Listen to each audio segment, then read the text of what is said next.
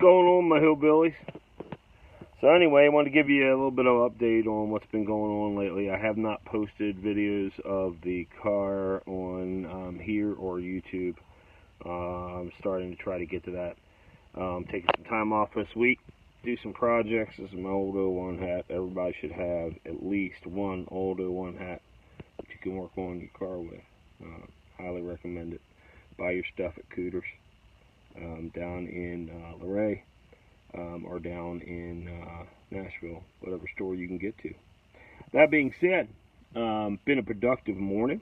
Wanted to give you an update on what I have been doing. Of course, many of you may know I wrecked the 2012 Civic back on April 29th. My bad. Tagged the back end of a GMC Acadia. That was technically what would have been considered by an insurance company a total. Had 200,000 miles on it, over 200,000 miles, about 205,000 miles on the body, and I could have rebuilt it, but it would have been a lot of work. And I had a Del Sol frame sitting there with a blown motor that I'm going to do a K-swap into. And I don't know if you heard or you watched the earlier videos, but K-Tune says it's too hard for me to do, and that just challenges me more. I've got the entire car. So I digress. The 2012 Civic was my daily driver. I have a Type R as well, but my Type R is my baby, and I didn't want to put a lot of mileage on it. So the 12 Civic, I went to gigs with, everything like that. Needed a replacement gig vehicle. Those of you who may know me personally, well back, I had a 2011 Honda Element that unfortunately the wife was in an accident with and totaled it. Just was what it was back in 2012. So it was only a year old. It was the last year that they made it. I really wanted one for a long time. I finally gotten one. And I said to myself that I ever had the chance that I was going to get one again. So I did. A couple weeks after, well, actually I came home right after the 2012 accident, 2012 Civic accident, and said, hey, I'm looking for a Honda Element. And people came out of the woodwork. I know where one is. A friend of mine selling one, blah, blah, blah, blah, blah, blah. And a buddy of mine from work actually said, hey, my neighbor's son is deployed. He had one. It's sitting in the townhouse complex here, and she has to get it out of there. There might be some deals to be made. So I contacted her, and as it be, was fortunate enough to pick up it for a song and a dance. She was asking $1,900 for it. I did a walk around. I knew what I was getting into, checked it out front and back, knew exactly what was wrong with it.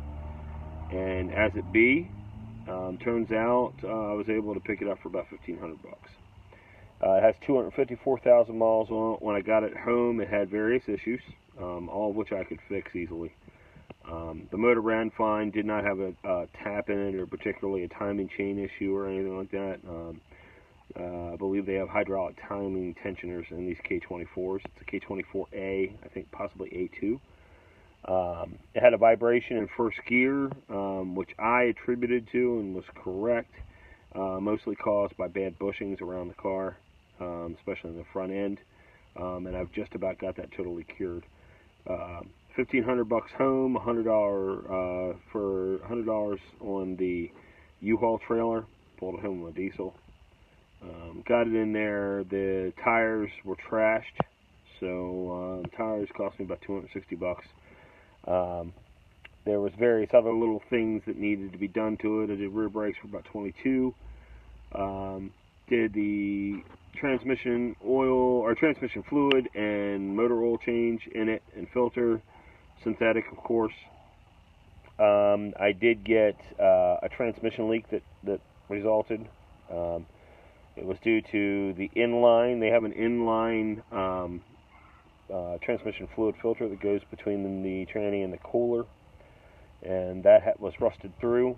I was able to get that out. This car does, again, have 254,000 miles on it, so it's to be accepted, or to be expected, as you will. So, put a new trans filter in, about 20 bucks, new line, new clamps. Again, topped off the transmission because I lost a little bit there. The inspection resulted in a lot of bushings being flagged, which I did suspension bushings, specifically the front motor mount was bad on the lower front motor mount. Replaced that. I bought a kit for about 60 bucks. Has all the motor mounts. I haven't replaced all of them yet, but I'm going to go through and finish the rest of them. I put sway bar ends and sway bar bushings in it. That stopped a lot of the rattles and a lot of the shakes, especially going over bumps. And the lower control arms failed. The front bushings were run through. When I went to pull the bolt out of the left front bushing of the left front control, or I should say the front bushing of the left front control arm, lower control arm. You know, it has a lower control arm in these things. The bushing center collar was surrounded by rubber, and an outer collar where it's pressed in. The center collar had seized to the bolt and couldn't get it out. I had to cut that out.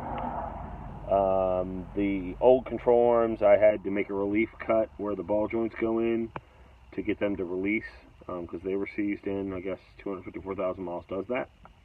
But once I got that all put back together and got all those bushings done, the car is pretty solid. Like I said, there's a couple more bushings I want to do. I want to do the lower rear and the top two motor mounts. I think that'll take care of the last bit of the vibration of the transmission in first gear. And I want to do struts all the way around, because it does kind of float like a pillow at times. It rides better than it did, but it still has some work. And this is it. So again, she's at 2005. Pretty straight. There isn't many dents in it. There's a little ding in the door back there, which might not show up on this, but for the most part. If you look, first thing I'll point out is this headlight right here. Get my finger in there. Comes just forward of the gray bumper fascia. The gray bumper fascia, as it be, seems like it had been pushed back. There is a, let me find, right there, you'll see a break in the front bumper. I believe it was tagged in the front end. The lady did say that her son couldn't keep a car on the road, and I believe that's probably part of the problem. Either that or she bought it used from the guy who put it back together. The headlights you couldn't even see through. They were really, really bad. Doesn't show up perfectly here, but they looked pretty clear right now. So this is the K24A. I believe it might even be an A2. I haven't been able to see. There's a block tag right down here I got to get to see what the actual motor's in it. See if it was the motor that exactly came with this car. Let's see if I can get the numbers match. Power steering fluid was overfilled when I got it. It liked to leak when I turned the wheels when it was up in the air. Generally, there isn't a particularly a lot of rust on it. A lot of collars and stuff for the hoses are rusted, and a lot of there's a sway bar back there that has some surface rust on it. Things I'm going to get with a rust reformer. It has the wrong coolant in it. I've got to drain that here soon. Had a new battery. It has green coolant in it. Honda coolant is blue. It's non-silica based, so I got to do that soon. When I first got the K24, all the fluids changed in it. It was losing almost a half a quart every fill up, 10 gallons, about 225 miles. That has since ceased. I use Mobil 1 synthetic, Mobil 1 filters. I swear by him. A friend of mine in high school used Mobil 1 in her Chevy Cavalier, and it was Z24. And at 180,000 miles, her less than gifted boyfriend bent a push rod, rubbing it too high, and they tore the motor down and asked her when she had the motor rebuilt because it was in such good shape. And I've never had problems using Mobil 1 on my cars. So a little valve cover leakage over here. I think it's just kind of seeping. It's not really terrible. It's nothing that's burning, and the paint's coming off. So I'm gonna pull the valve cover off, paint, and dress up this. I'm gonna dress up this entire engine compartment. Get back to oil consumption now. I am not losing any motor oil in between tanks. I believe the rings needed to seal after not being driven. Again, her son was deployed. And then since I have stopped losing oil, I'm sure it'll still burn a little bit, but I'm not seeing any noticeable. I'm also went from 21.5 miles a gallon to 24 miles a gallon, which is a pretty good increase in my eyes.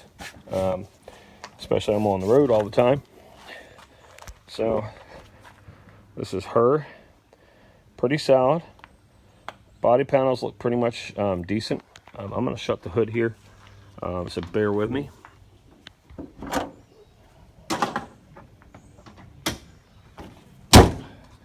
So you can barely see that there is a dent there. I still have to work on it a little bit, massage it, but the dent's almost gone. That was a big, pretty big, if you saw it in person, dent down into the hood.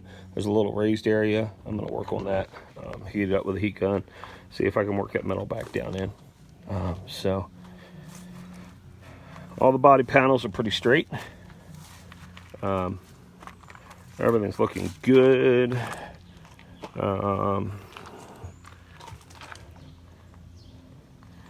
not going to let you see my license tag, but I got my Boar's Nest paraphernalia on there. Do some more work on her, but there's some bumper marks here and there and some body panels. If you look down here, the body panel is slightly separated, part of the accident. I'm sure that it was in. And if you look here, this does not line up with the door. I've got to take like little seams like that. That's all stuff that can be fixed. Let's take a look inside. The door panels are in very good shape. Really pleased with pretty much everything. The seats got rips in them. It's 250,000 miles, folks. But I can fix all kinds of crap in here. It's got a sunroof, which is kind of cool. My 11 didn't. Rubber floors, they're in very decent shape. They need to be cleaned. Again, this is not trailer queen. This is my daily driver. So, but pretty much in good shape. I'm getting ready to do dash lights this morning. My next thing I'm going to do. So, but anyway, I'm probably going to go and see if Honda has new seat covers that I can actual genuine OEM seat covers that I can replace the seat covers on the bottom, and then the driver's side over there, it's got a rip in it. But pretty much what you see is what you get, and for $1,500, all the door jambs seem to be pretty solid. Everything seems to be pretty clean. I will tell you, under the plastic, it is dirty as hell. So at some point, I'm going to rip the entire interior out and clean it. But other than that, this is what I consider my new, well, the tour element, because I'm always on the road playing music for somebody. And it's my tour vehicle, if you will. Just kind of a joke. Anyway, God bless. Take care. Don't get into anything that you can't handle. I do not recommend working on your car unless you know what you're doing. So this is not a recommendation. Don't do what I do. But if you're crazy enough to try things, you can. Doesn't take much. You just gotta have your head on straight and read up on how to do things. I've been working on cars since I was a kid, so it's kind of second nature to me. Anyway, God bless. Keep the faith, and talk to you soon.